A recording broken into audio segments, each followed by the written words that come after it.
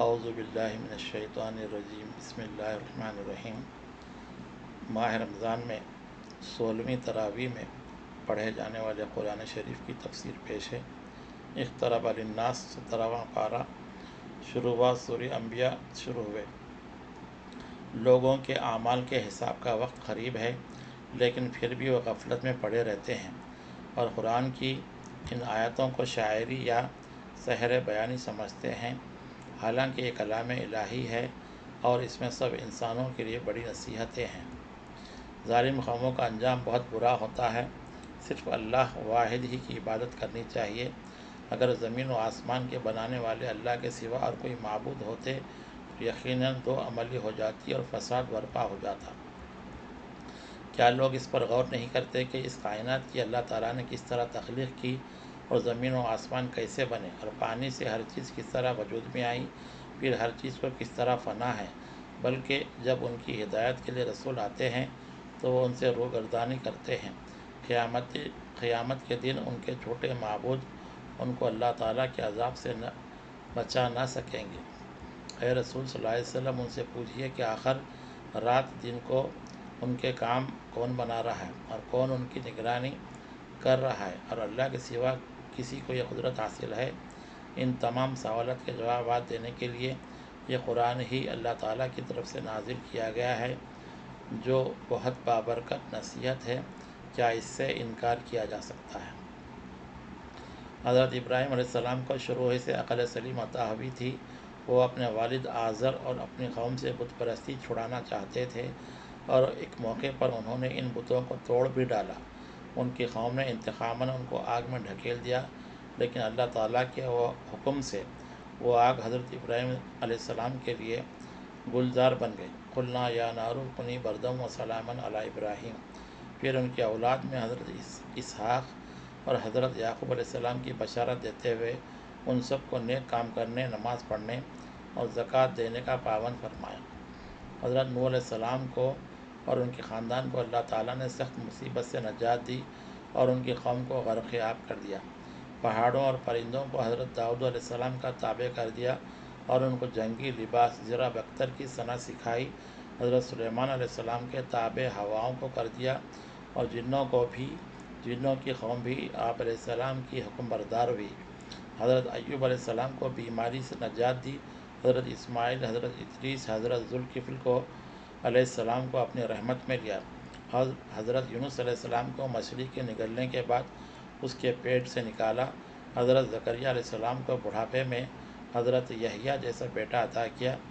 ان انبیاء کرام کو جن دعاؤں کی مغفرت کا درجہ ہوا وہ دعائیں یہ ہیں۔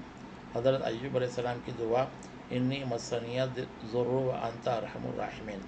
حضرت یونس علیہ السلام کی دعا لا الہ الا انت سبحانک انی کنت من الظالمین۔ حضرت زکریہ علیہ السلام کی دعا ربی لا تذرنی فردا وانت خیر الوارثین۔ جو بھی نیک عمل کرے اور صاحب ایمان ہو تو اللہ اس کی محنت رائے گاہ نہیں کرے گا۔ قیامت کے دن قوم یاجوج و ماجوج کا ظہور ہوگا اور صالحین زمین کے وارث ہوں گے۔ سارے جہانوں کے لیے حضرت محمد مصطفیٰ صلی اللہ علیہ وسلم کو رحمت ہی رحمت بنا کر بھیجا گیا۔ وما ارسلناک الا رحمۃ للعالمین۔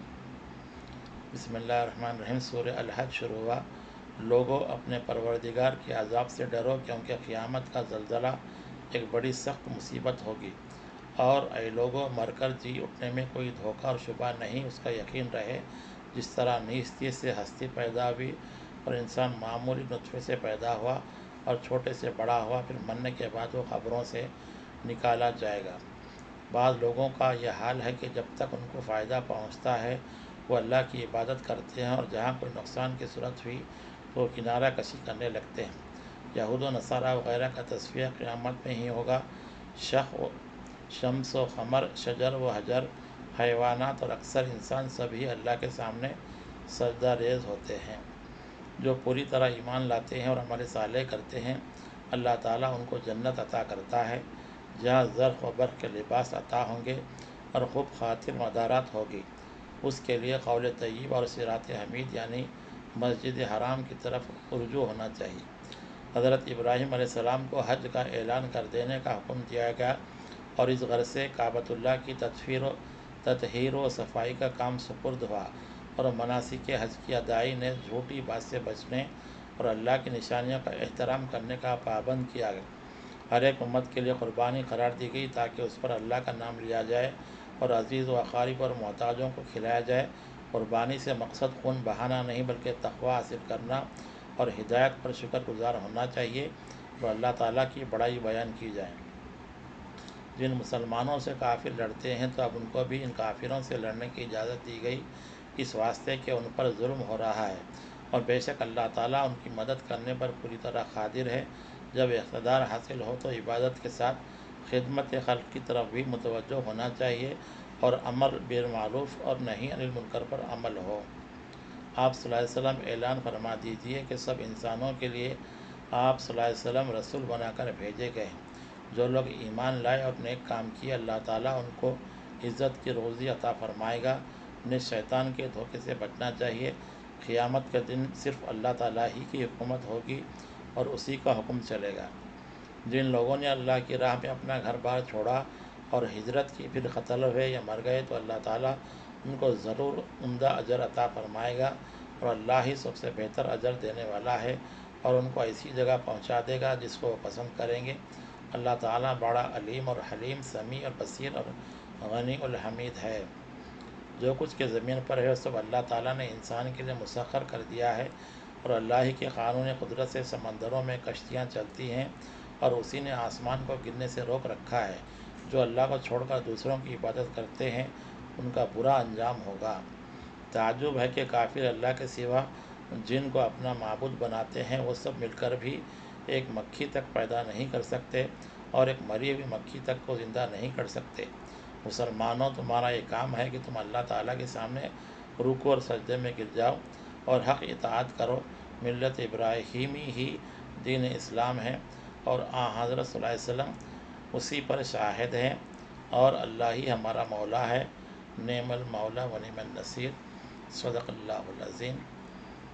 اللہ تعالیٰ سے دعا ہے کہ پڑھی گئی تفسیر کے مفاہیم پر عمل کرنے اور قرآن کے پیغام کو ساری دنیا میں عام کرنے کی توفیق عطا فرمائے۔ وآخر دعوانا ان الحمد للہ رب العالمین۔